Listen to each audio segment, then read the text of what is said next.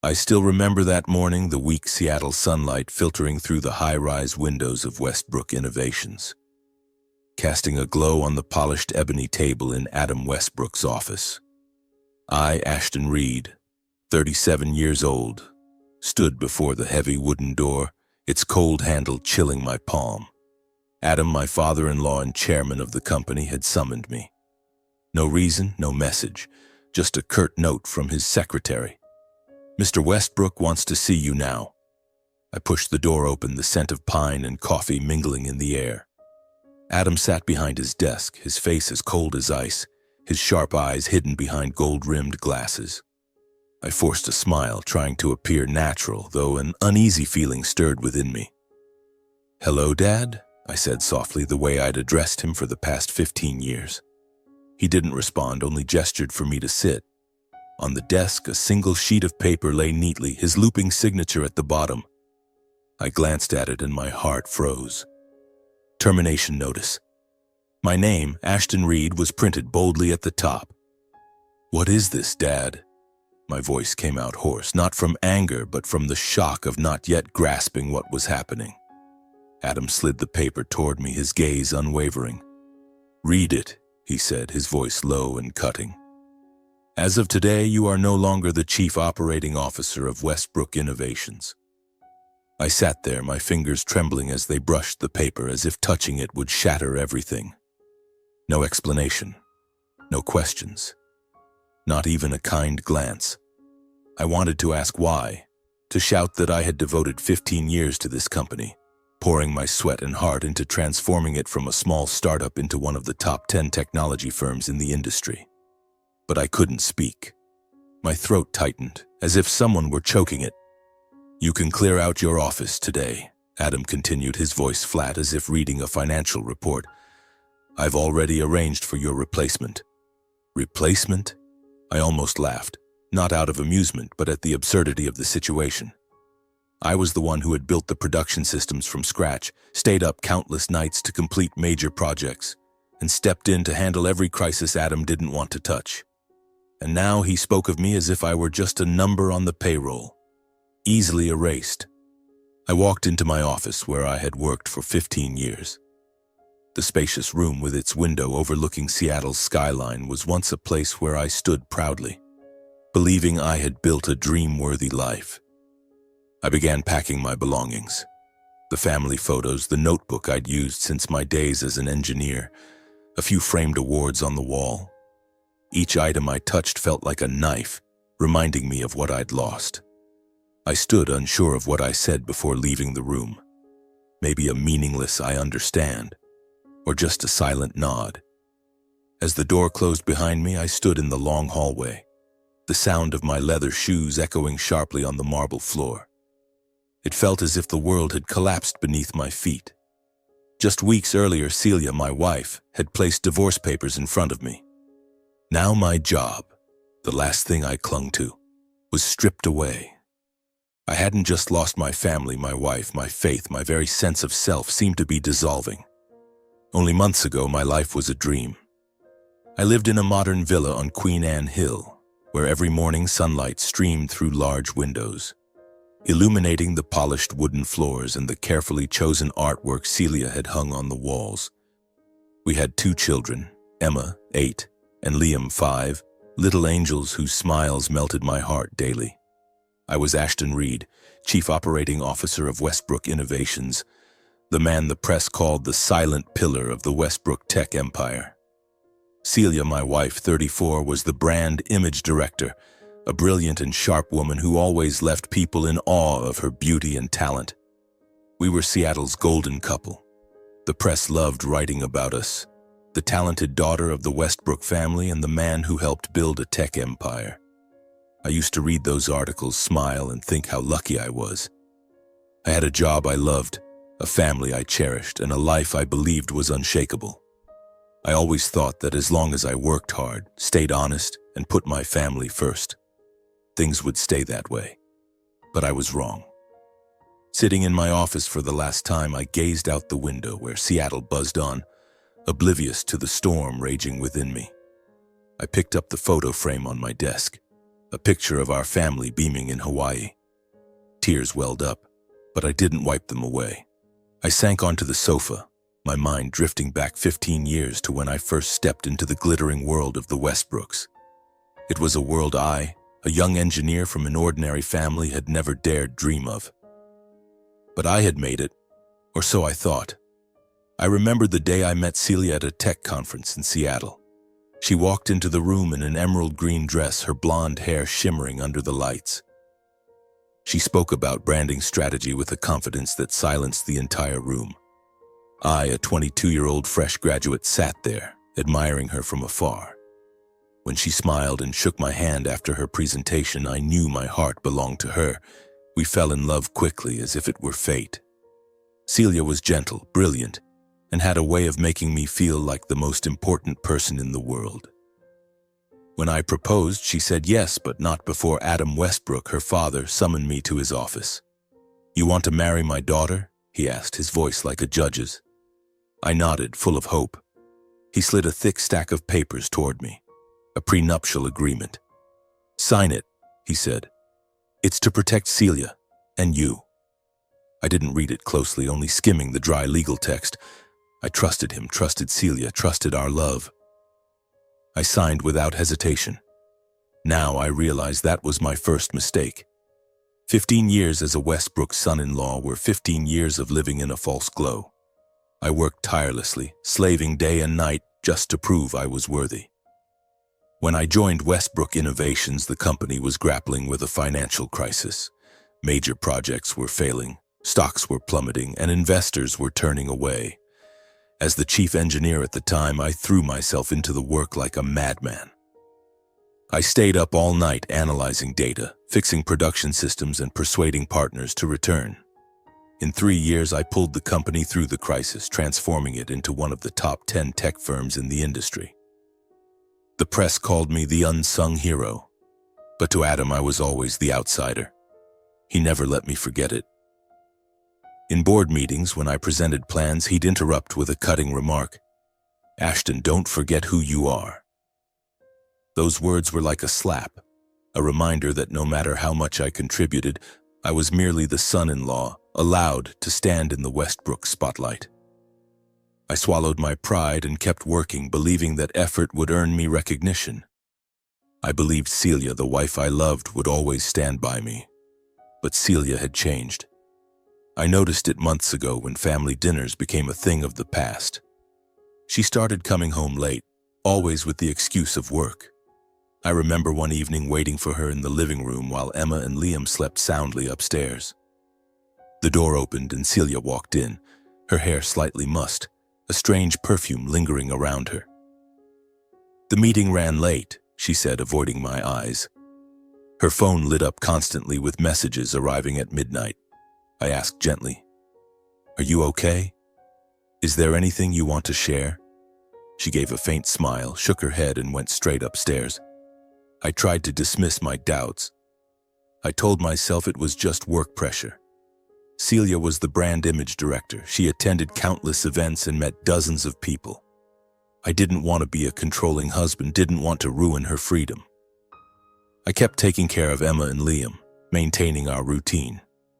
Every morning I drove them to school, listening to Emma talk about her math test or Liam excitedly showing off his superhero drawing. Those moments were the only balm keeping my heart at peace. But that peace was as fragile as morning mist. One morning, flipping through the local business paper, I saw a photo that stopped my heart. Celia in a striking red dress, arm in arm with Roman Blake, a young company partner. They were smiling, their gazes intimate in a way that broke my heart. Rumors spread quickly in Seattle's tech circle. Colleagues started looking at me with pity. It's probably just a misunderstanding, I told myself, though my heart was cracking. I couldn't take it anymore. I rushed to Adam's office, my heart heavy but still clinging to hope that he'd say something to ease my pain. I knocked, stepped inside, and froze. Celia was there, sitting next to Roman Blake. They were laughing as if I didn't exist. Adam looked at me, his eyes cold as ice. "Ashton, you're just in time," he said, his voice devoid of emotion. I'm discussing the company's future with Roman. The future, I repeated, my voice trembling. What about me? What did I do wrong? I looked at Celia, hoping for a trace of remorse, a flicker of the love we once had. But she only lowered her head, avoiding my gaze. Roman, with a smug smile, placed a hand on her shoulder as if claiming ownership. Adam stood and approached me. Celia deserves a man of her stature, he said, each word a dagger to my chest. You did well, Ashton, but you never truly belonged here. I wanted to scream, to smash the ebony desk in front of me, to demand why they treated me this way. But I couldn't. I just stood there, feeling small, invisible, like a stranger in my own life. A few days later, Celia came home. No more avoidance, no more pretense. She placed divorce papers on the dining table, her eyes cold and unwavering. Sign them, she said. I'm tired, Ashton. I can't keep living with someone. Not on my level. Not on my level. The words echoed in my mind, a final verdict. For 15 years I had lived for her, for our children, for the Westbrook name I once took pride in. I had poured my sweat, tears, and heart into this company, this family. But to her, to Adam, I was just a lesser man, unworthy. I picked up the pen, signing the papers with a trembling hand, my signature a jagged scrawl. The prenuptial agreement Adam had forced me to sign 15 years ago flashed vividly in my mind. I would lose everything, my assets, custody of the children, my honor. I looked at Celia, hoping for one last moment, an apology, a hint of remorse. But she only turned away, taking Emma and Liam with her, leaving me in an empty house. The 15 years with the Westbrook family ended in silence. I stood, grabbed my car keys, and decided to leave this place. Seattle, with its towering skyscrapers and dazzling lights, now only suffocated me. I needed a place to breathe, a place to rediscover myself. And then the image of the old wooden house back home, where my parents still lived, flashed in my mind. That was where I grew up, where my grandfather once held my hand, teaching me how to wield a hoe, plant trees, and keep my word with my heart. Even if you lose everything, you still have family, he used to say. His voice warm like a fire on cold winter days. Just come back, and home will welcome you. Those words, after all these years, remained a flickering light in my mind. I believed that even if the world turned its back on me, my parents would open their arms, as my grandfather had promised. I tossed my suitcase into the trunk, started the old Ford, and drove out of the city. Rain fell, each drop hitting the windshield like a reminder of unhealed wounds. The highway to my hometown stretched long and empty, with only the crackling radio playing an old country song. I turned it off, letting my mind drift to the past, to the days when I was a barefoot boy running through fields, listening to my grandfather's stories. My grandfather was a stern, disciplined man with calloused hands and eyes that always looked straight ahead. He didn't speak much, but every word he uttered was etched into my heart. "Work with your hands, Ashton," he said, teaching me how to fix a wooden fence. "And keep your word with your heart. That's how a man stands tall." I remembered summer afternoons when he sat in his old armchair, recounting the tough days when he built the farm from nothing. "Life will knock you down, but family is where you get back up," he said. And I, a 10-year-old kid, nodded as if I understood it all. When he passed away, I was 18. He left me a small inheritance, a plot of land and some savings. I wanted to keep it, to build something of my own, but my parents had other plans. "Share it with the family, Ashton," my father said, his voice leaving no room for argument. "It's your duty." I complied, giving nearly all of it to my parents, keeping only a small portion in an account I never touched. Back then, I thought it was the right thing to do. I thought family was where I could place my full trust. Now, as the car rolled past golden cornfields, those memories returned, both warm and bitter. I wondered if my parents remembered those days when I did everything to make them proud. I had left home, gone to college, built a career, married Celia, the woman I thought would be my entire world. I had tried to be the son they wanted, but now, with everything in ruins, I only hoped they would see me as their son, not a failure. The wooden house appeared at the end of the dirt road, as weathered as in my memories with its mossy shingles and crooked fence. I stopped the car, took a deep breath, and felt like I was a child again. I stepped out, my leather shoes sinking into the muddy ground. I knocked on the door, my heart pounding, clinging to the belief that this door would open to a final refuge. My mother opened the door, her eyes widening in surprise before quickly turning guarded. "Ashton?" she said, her voice lacking warmth. I smiled, trying to hide the pain rising within me. "I came to visit," I said, my voice hoarse. I need a place to rest." She led me inside, but there was no embrace, no questions. My father sat at the kitchen table reading a newspaper and looked up at me. "Back, huh?"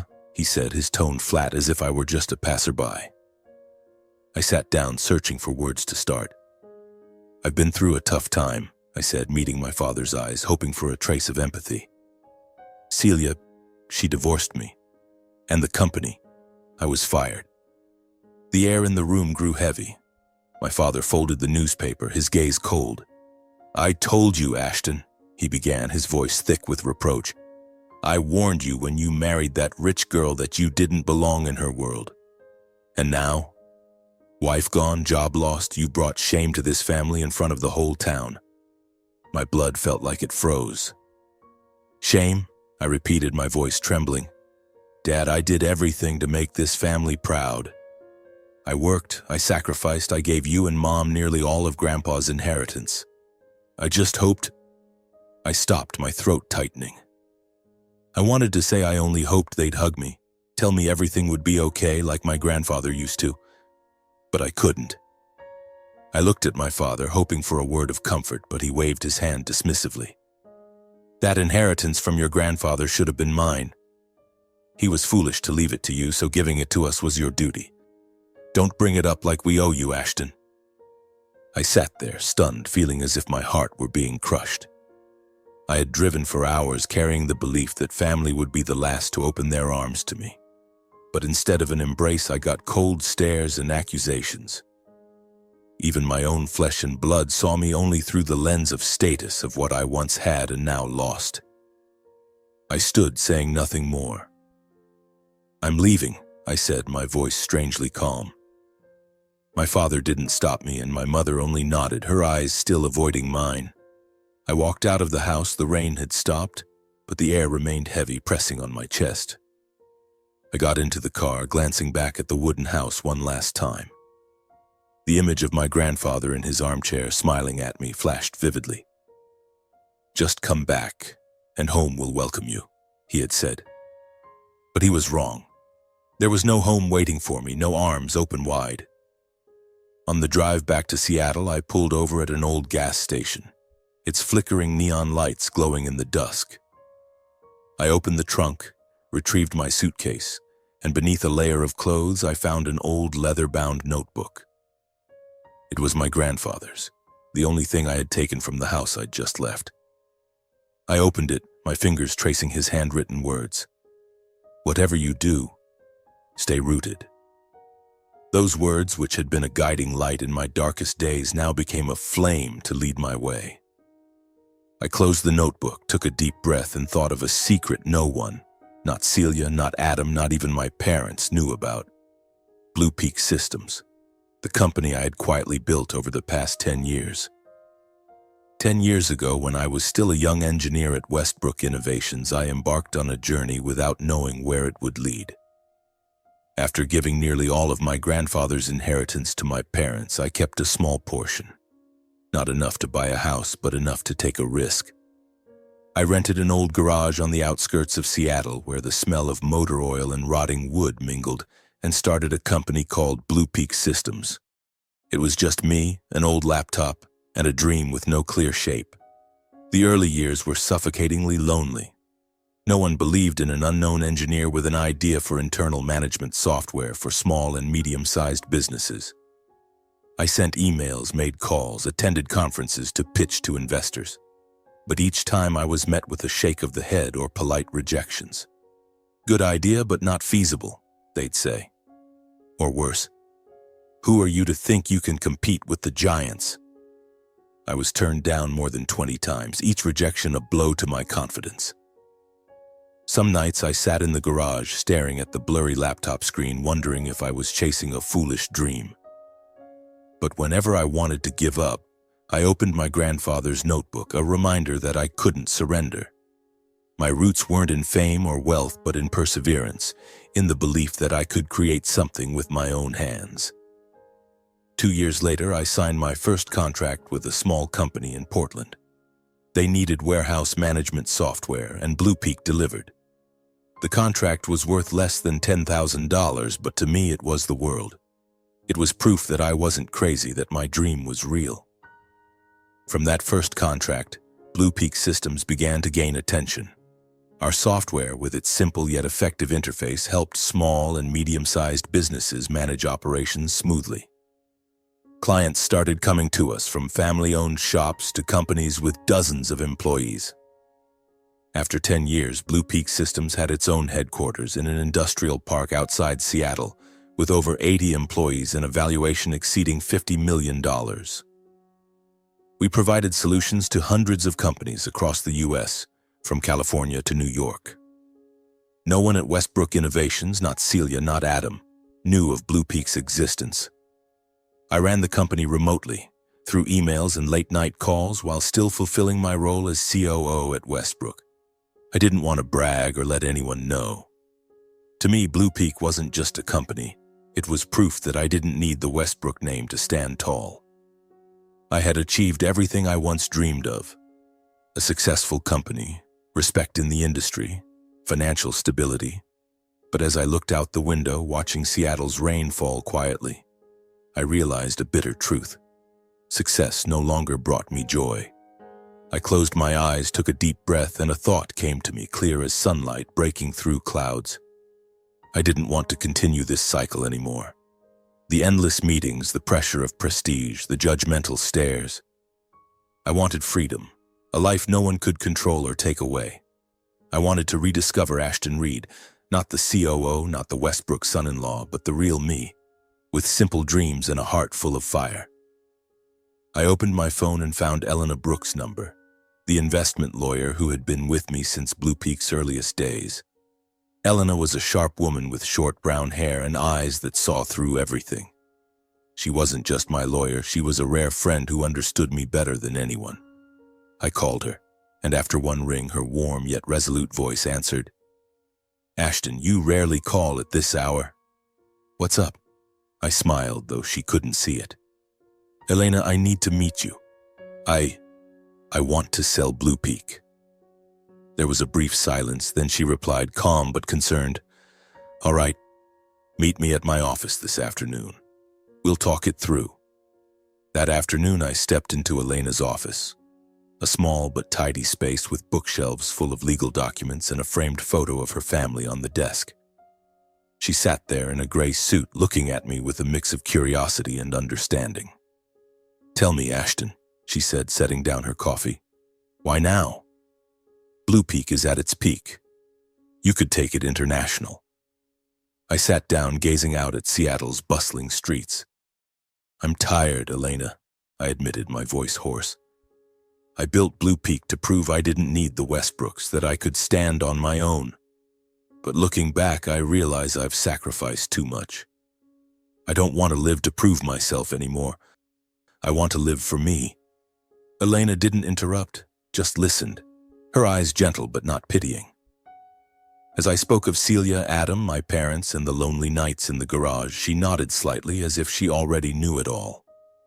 "So what do you want now?" she asked. "I want to sell Blue Peak," I said, my voice steadier than I expected. "I want to leave, find a place where no one knows me, where no one judges me. I want a simple life, free of pressure and prestige."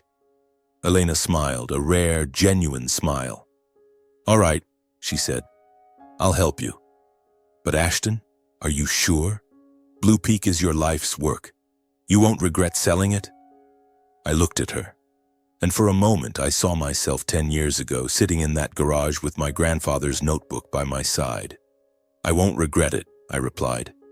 Blue Peak gave me what I needed. Belief in myself. Now I want to use it to find myself again. With Elena's help, I began the process of selling Blue Peak systems. She worked tirelessly, contacting international investment funds, negotiating every term with the precision of someone who understood the value of my effort.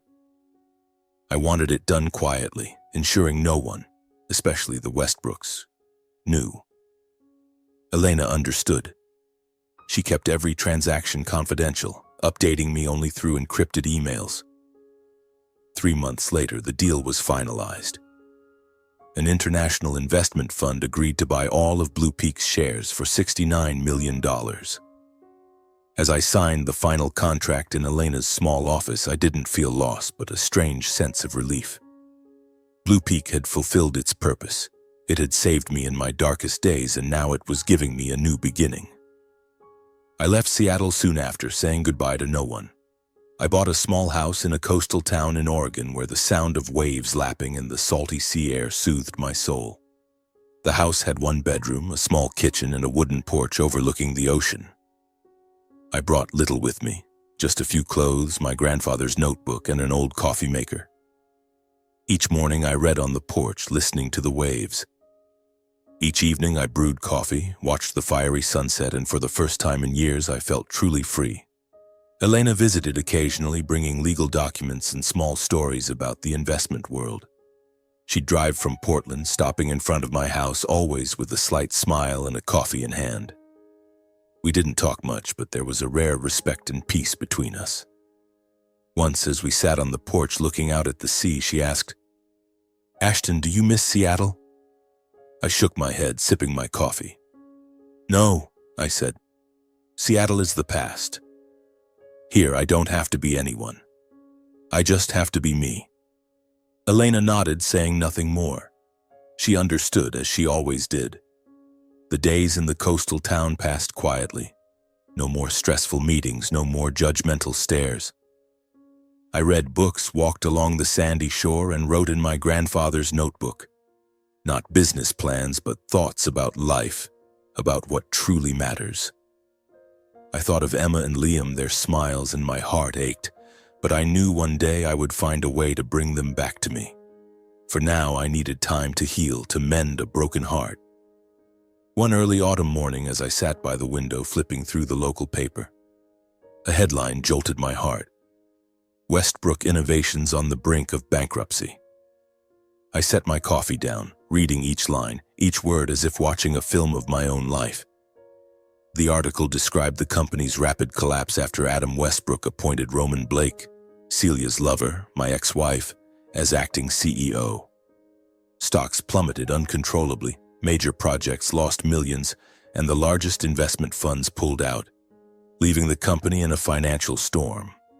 The press was merciless, calling it the Westbrook family's mistake of the century, lambasting Adam and Roman's arrogance and mismanagement. I read to the last line but felt no satisfaction. A part of me perhaps had once wanted this day, the day Adam and Celia paid for their betrayal, for stealing 15 years of my dedication. But instead of joy, I felt only a quiet bitterness. Westbrook Innovations was where I had poured my sweat, tears, and heart. I had stayed up countless nights fixing systems, stepping in to save projects when no one else would. That company had been my pride, but now it was crumbling due to the arrogance of those I once called family. A few days later, my phone buzzed. Elena Brooks sent a message. "Ashton, I just received an internal report on Westbrook Innovations. You should take a look. Big opportunity here." Attached was a PDF, a detailed report from the investment community. I opened it, scanning the numbers and charts. Major Westbrook shareholders were panic-selling their stakes, terrified of impending bankruptcy. The stock price had hit rock bottom and the market was in chaos. Elena's note at the end read, "If you want to act, now's the time. I can help." I called her back. "I want to buy Westbrook shares, but I want to stay anonymous." "Can you make that happen?" I asked, my voice calm but resolute. She chuckled softly over the phone, a sound both confident and playful. "Ashton, I've been waiting for you to ask that. I'll set up an anonymous investment fund. No one will know it's you. But are you sure? This isn't just about money. It's stepping back into the world you left behind. I gazed at the ocean horizon, speaking slowly. I'm sure, I replied. Not for revenge, Elena. To take back what they stole from me. Under Elena's orchestration, the plan began. She established an anonymous investment fund under a shell company in Delaware, leaving no trace back to me. Every transaction was legal, deliberate, and precise. Elena contacted panicking shareholders, offering to buy their shares at below-market prices but enticing enough to secure their agreement. I sat in my small coastal house tracking each step through Elena's encrypted emails. No one suspected that Ashton Reed, the son-in-law the Westbrooks had cast aside without mercy, was behind it. 3 months passed in a blur. Elena called one afternoon, her voice excited yet professional. Ashton, we did it, she said. You now hold 51% of Westbrook Innovations shares. You're the controlling shareholder. I sat on the wooden porch, phone still pressed to my ear, feeling as if a weight had been lifted from my chest. I said nothing, listening to the waves crash in Elena's voice. What's next? She asked. I looked at the sea, the sunset blazing red across the horizon. I want to wait, I replied. Wait for the right moment to show up. This wasn't about revenge. I reminded myself again. It was about proving that I, Ashton Reed, was more than the son-in-law they had scorned. I was the one who helped build Westbrook Innovations, and now I would decide its fate. The days that followed were a strange mix of peace and tension. I knew the time to return was nearing, but I wasn't in a rush. I wanted them to feel the collapse, to understand the cost of their arrogance. I walked along the beach carrying my grandfather's notebook, jotting down thoughts about the plan ahead. I didn't want to destroy Westbrook Innovations. That wasn't me. I wanted to restore it, not for Adam or Celia, but for myself, for the years I had poured into it. Elena sent weekly reports updating me on Westbrook's chaos. Roman Blake was savaged by the press, dubbed the Wrecker and disastrous lover. Adam tried to reassure shareholders, but his credibility was gone. I read those articles, and each time I saw myself in Adam's office when he slid the termination notice toward me. You don't belong here, he had said. Now I held the power to decide, and I would show him how wrong he was. One morning, Elena called again. They've just called an emergency shareholders meeting, she said. Westbrook is on the edge. If you want to come back, now's the time. I nodded, though she couldn't see. Get everything ready, Elena, I said. I'm coming to Seattle. I closed my laptop, stood and took one last look at the sea. I knew I was about to enter a battle, not with fists, but with truth and honor. I wasn't afraid. I was ready. Standing before the towering Westbrook Innovations building in downtown Seattle, I felt my heart pound, not from anxiety, but from an indescribable thrill. 10 years of building Blue Peak systems in the shadows, 3 months of quietly acquiring Westbrook shares, and now I stood here, not as Ashton Reed, the son-in-law cast out by the Westbrooks without mercy, but as Ashton Reed, the controlling shareholder, the one who held the power to decide the fate of the empire that once trampled me. I took a deep breath, lifted my head to the glistening glass windows catching Seattle's rare sunlight. Today, I would walk into that boardroom, not for revenge, but to reclaim the honor and effort they stole from me. Elena Brooks stood beside me, elegant in a gray suit, her sharp eyes betraying a faint smile. Ready, Ashton? She asked, holding a briefcase containing the legal documents we'd prepared over the past 3 months. I nodded, my voice firm. Let's go. We entered the building, crossing the grand lobby with its cold marble floors where I had once walked daily as COO. Today I returned in a different role, and no one, not Adam, not Celia, not Roman Blake, expected my arrival. The emergency shareholders meeting was held in Westbrook Innovations' largest conference room, a space that had witnessed the company's triumphs and failures. The atmosphere was heavy as lead. Shareholders sat around the long table, their faces tense, whispering about the company's dire state. A large screen displayed the grim financial report. Stocks in free fall, losses in the tens of millions, major projects canceled, and top investment funds withdrawn. Adam Westbrook, the chairman, stood before the board, trying to reassure them with a deep but trembling voice. "Ladies and gentlemen," Adam began, his gaze sweeping the room. "Westbrook Innovations is facing challenges, but I assure you we will overcome them. I have a restructuring plan, and with the leadership of our new CEO, Roman Blake, we will—" He paused as a shareholder raised a hand to interrupt. "Mr. Westbrook," a middle-aged man in a gray suit said, his voice laced with doubt, "the stock has lost 70% of its value in 6 months. Roman Blake has no experience running a corporation of this size. Why did you place your trust in him?" The room buzzed with murmurs. Adam tried to maintain his composure, but from the hallway, through the glass door, I could see sweat beading on his forehead. He glanced at Celia, who sat at the corner of the table in a deep red dress, her eyes lowered, avoiding the room. Beside her was Roman Blake, wearing his familiar smug smile, as if oblivious to the company crumbling under his leadership. I clenched my fists, feeling a mix of exhilaration and tension. This was the moment I'd been waiting for. Elena touched my shoulder lightly. "It's time," she whispered. I nodded and pushed the door open. The room fell silent, stunned. The murmurs ceased as if the air had been sucked out. Adam mid-sentence froze, his eyes widening as if he'd seen a ghost. Celia looked up, her face paling, her lips pressed tightly together. Roman Blake frowned, clearly confused by what was happening. I walked to the center of the room in a simple black suit, my gaze calm but piercing. I said nothing at first, letting the silence stretch, letting them feel the weight of my presence. "Ladies and gentlemen," I began, my voice low but clear, resonating in the quiet room. "I am Ashton Reed, representing the investment fund holding the controlling shares of Westbrook Innovations." I paused, looking directly at Adam, then at Celia. "I'm here to discuss the company's future." Adam shot to his feet, his face flushed red, his voice trembling with rage. "What are you doing here, Ashton?" he shouted. "You were fired. You have no right to be in this room." Celia gripped her hands tightly, her eyes flickering between shock and panic.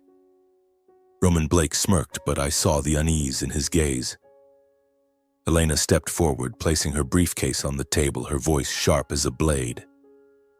"Mr. Westbrook, I am Elena Brooks, legal counsel for Mr. Reed's investment fund. We have full legal authority to attend this meeting." She opened the briefcase, pulling out a thick stack of documents and sliding them toward the board. These papers prove that Mr. Reed currently holds 51% of Westbrook Innovations shares, making him the controlling shareholder. The room erupted in murmurs. Shareholders flipped through the documents, their expressions shifting from skepticism to astonishment. Adam staggered, clutching the table for balance. "Impossible," he muttered. You couldn't have done this." Celia stared at me, her eyes a mix of fear and regret, but she remained silent like a statue. Elena continued, her voice calm but commanding. "Based on his controlling shareholder status, Mr. Reed proposes an immediate vote to remove Mr. Adam Westbrook as chairman and terminate Mr. Roman Blake as CEO." Adam slammed his fist on the table, his face purple with fury. "This is my company," he roared. "You, an outsider, think you can take it from me." I met his gaze, unflinching. "You once said I didn't belong here," I replied, my voice cold. "But I helped build this company, Adam. I gave it 15 years and you threw me out like I was worthless. Today, I'm not here to steal.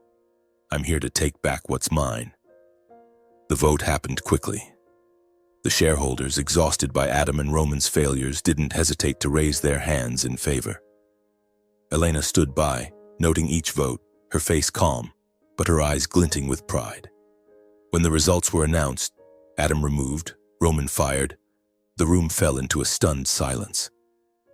Adam lowered his head, his hands trembling, then quietly left the room without looking back. Roman stood, shooting me a venomous glare, but said nothing. He walked out, dragging the shadow of his failure behind him. Celia remained, her eyes fixed on me, but she didn't speak. I looked at her, the woman I had once loved more than myself, who had called me beneath her level.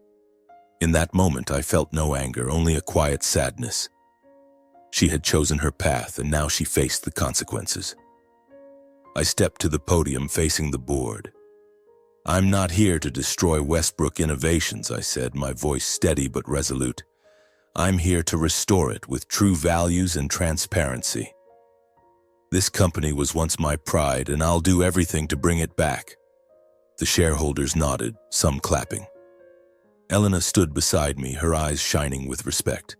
As the meeting ended, she patted my shoulder. "You did it, Ashton," she said. "You reclaimed your honor." I walked out of the boardroom feeling as if a boulder had been lifted from my chest. I didn't gloat or seek revenge. I only felt relief, as if, after 15 years of being trampled, I had finally stood tall. I looked out the window at Seattle's bustling streets, and for the first time I saw the sunlight radiant. I was Ashton Reed, and I had returned. Standing in my new office at Westbrook Innovations, gazing at Seattle's skyline shimmering under rare sunlight, I felt a rare sense of relief.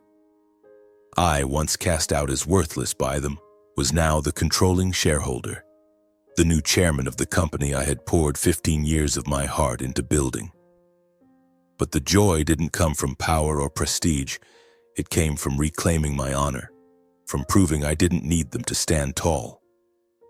I began working not to boast, but to restore Westbrook Innovations.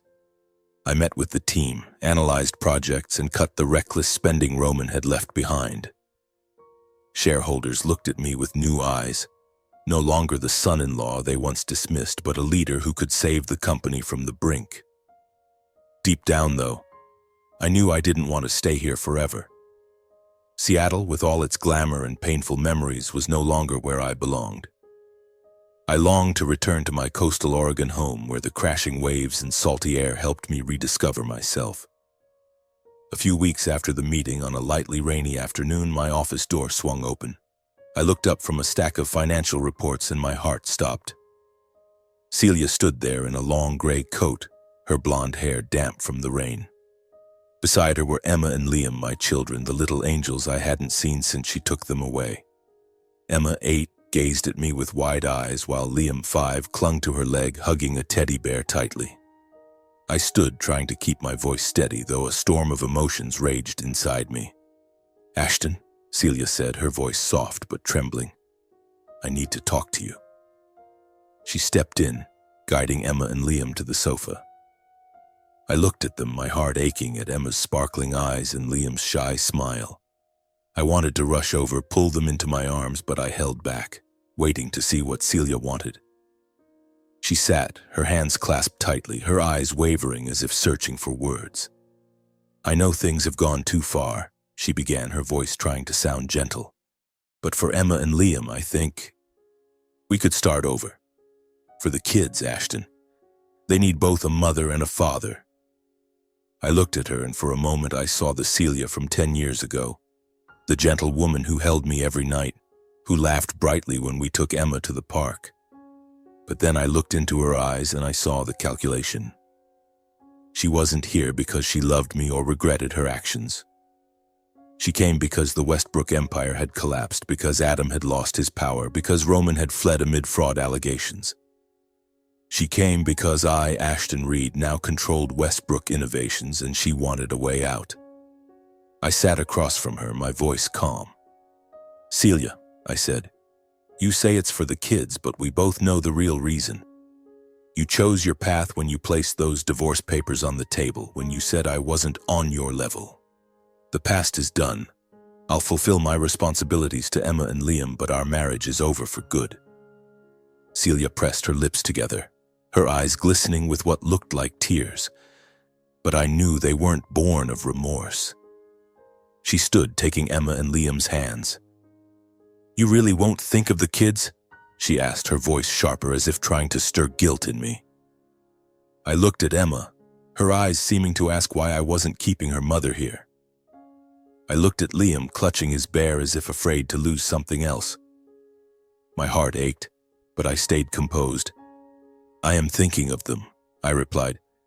"And that's why I won't let them grow up in a fake family where love is just a mask for calculation."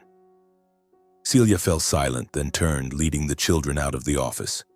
Emma glanced back at me. Liam gave a tiny wave, so small I almost missed it. When the door closed, I sank into my chair, hands covering my face. I wanted to run after them, to hold them, to tell them their dad would always be here. But I couldn't. Not now, when Celia was still playing her game. 3 days later, another morning brought an unexpected call. "Ashton, it's Mom and Dad." My father's voice came through, softer than I'd ever heard. "Can we come visit you?" I agreed, though my heart was heavy with doubt. They hadn't come when I was at my lowest, when I needed them most. Now, as the press began to talk of Ashton Reed's comeback, they reappeared. They arrived at my office at noon, my father in a worn shirt, my mother in a simple floral dress. They smiled, but their eyes betrayed awkwardness. "Ashton," my father began, his voice trembling, "we're sorry for what we said when you came home. You're our pride.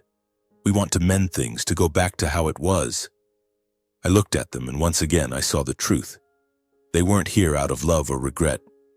They came because I was now the chairman of Westbrook Innovations. Because the name Ashton Reed was back in the headlines, because of the reclaimed glory. I wasn't angry or resentful. I was just tired. "Mom, Dad," I said, my voice gentle but firm, "I appreciate you coming. But I don't need apologies now. I've learned that true family stays when you fall, not when you're at the top." I stood, escorting them to the door. My mother lowered her head, my father nodded silently, and they left without another word. That night, alone in my office, I opened my grandfather's notebook. I wrote, "Some people only love you when you stand at the top. But true love stays when you fall." I closed the notebook, looked out the window at Seattle's twinkling lights.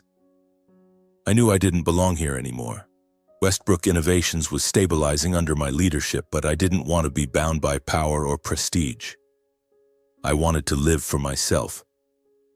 I began transitioning leadership to a new team, young, talented people unburdened by the past I carried. Once the company was stable, I officially stepped down as chairman. For the first time in years, I felt truly at peace. Not because I was forgiven or victorious, but because I had finally forgiven myself for the years I lived to please others, for the times I let them trample my honor. I was Ashton Reed, and I had found myself again. The past, like a ghost, still found ways to creep into my life. One morning, as I was brewing coffee, my phone buzzed. A message from Elena Brooks, short but heavy. "Ashton, you should read today's news. The Westbrook empire is collapsing completely." I opened my laptop, scanning the business pages. A headline hit me like a blow. "Westbrook empire crumbles. Adam Westbrook loses everything."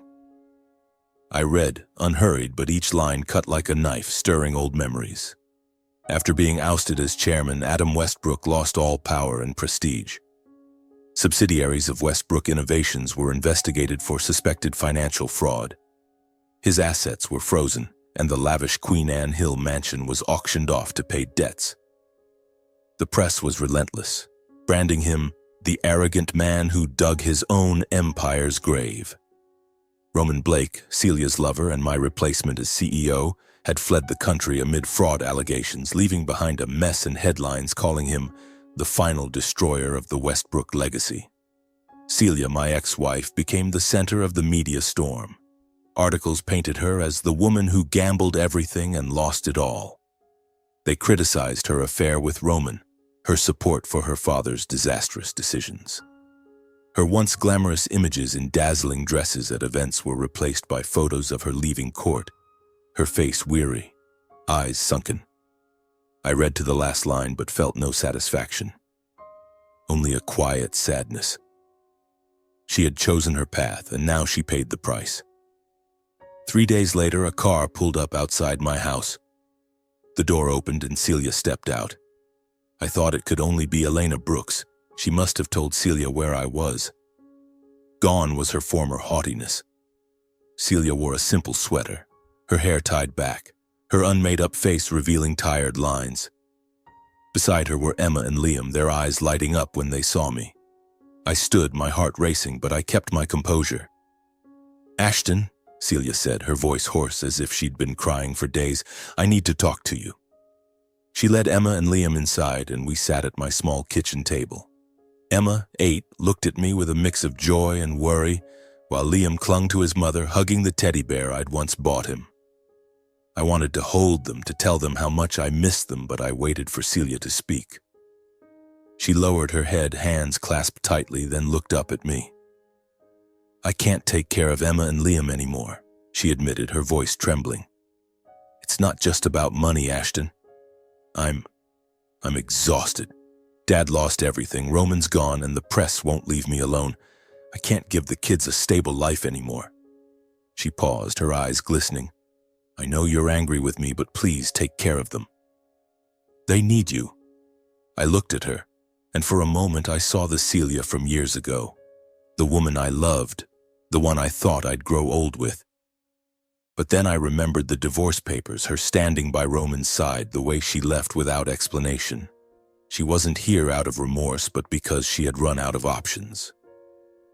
I stood, knelt before Emma and Liam, and pulled them into my arms. "I'll take care of you," I said, my voice firm. "Not for you, Celia, but because they're my children, and they don't deserve to be punished in an adult's war." Emma hugged me tightly, her tears soaking my shirt. Liam hesitated, then wrapped his small arms around my neck. My heart melted, but I stayed composed, standing to face Celia.